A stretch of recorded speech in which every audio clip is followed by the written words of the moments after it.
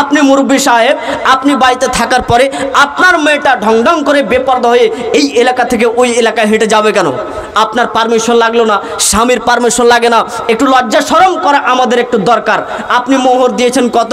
বলছে মাওলানা সাহেব আমি আমার স্ত্রীকে মোহর দিয়েছি 30,000 টাকা। ঠিক আছে, আপনার কথা আমি মেনে নিলাম, কিন্তু আপনাকে আমি বলি আপনি 30,000 টাকা মোহর দিয়েছেন, নগদ মোহর, আর আপনার স্ত্রী ছোট ব্লাউজ পরে রয়েছে, পেট দেখা যাচ্ছে, আপনার স্ত্রী হাত দেখতে পাচ্ছে, আপনার স্ত্রী গলা দেখা যাচ্ছে, আপনার স্ত্রীকে আপনি বিয়ে করলেন 30,000 টাকা মোহর দিয়ে, বিয়ে করলেন আপনি, মজা লুটছে গোটা গ্রামের লোক।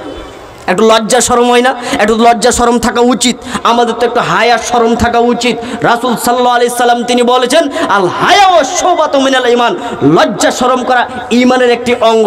তা আপনি লজ্জা শরম করবেন না? একটু একটু তো লজ্জা শরম করা উচিত। আল্লাহ রাসূল বলছেন ইদালাম তাস্তাহি ফাসনামা শেতা, মানুষের যখন লজ্জা থাকে না তখন সে সব কিছু করতে পারে, মানুষের যখন লজ্জা থাকে না তখন সব কিছু করতে পারে।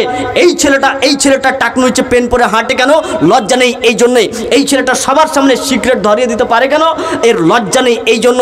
এই মেয়েটা রাস্তাতে ঢং ঢং করে একাই হেঁটে বেড়ায় বেপরদায় কেন? লজ্জা নেই এই জন্য।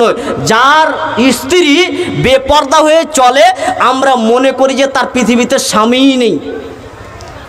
যার মেয়ে বিয়ে এখনো হয়নি, যার মেয়ে বেপরদা হয়ে চলে আমরা মনে ভাবি ওর বাপই নেই। কেন? আল্লাহ রাসূল বলছেন 3 শ্রেণীর ব্যক্তির জন্য জাহান্নাম, 3 শ্রেণীর ব্যক্তিরা জাহান্নামে যাবে। তার এক দায়ুস যে ও জাহান্নামে যাবে। দায়ুস কে? দায়ুস হচ্ছে আপনি বাড়িতে রয়েছেন, আপনি হজ করে এসেছেন, আপনি তাহাজ্জুদ পড়েন গ্রামের ভিতরে, আপনি খুব নামি দামি আবেদ একজন ব্যক্তি, আপনি গ্রামের ভিতরে রয়েছেন, কিন্তু আপনার মেয়ে টাইট পোশাক পরেছে, শরীর পরিপূর্ণ চেনা যায়, আপনার মেয়ে টাইট পোশাক পরেছে, ওড়নাটা কিছুটা মাথায় রয়েছে কিছুটা নিচে পড়ে গেছে।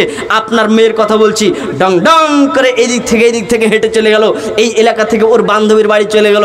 আপনি বসে বসে দেখছেন, একবারও জিজ্ঞাসা করলেন না এই কোথায় যাবি রে, এটা আপনি জিজ্ঞাসা করলেন না, আপনি বললেনও না এই খবরদার এই পোশাক পরে তুই খবরদার বাইরে যাবি না, আপনি বললেনও না।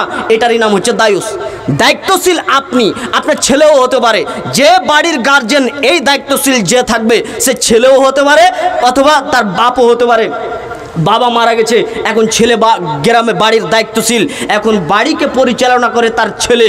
এখন ছেলে থাকা সত্ত্বেও তার যদি বোনরা বেপরদা হয়ে চলে, তারা যদি নামাজ না পড়ে আর কিছুই যদি না বলে, তাহলে আল্লাহ রাসূল বলছেন এই হচ্ছে দায়ুস, কারণ এ বেহায়াপনার সুযোগ দিয়েছেন।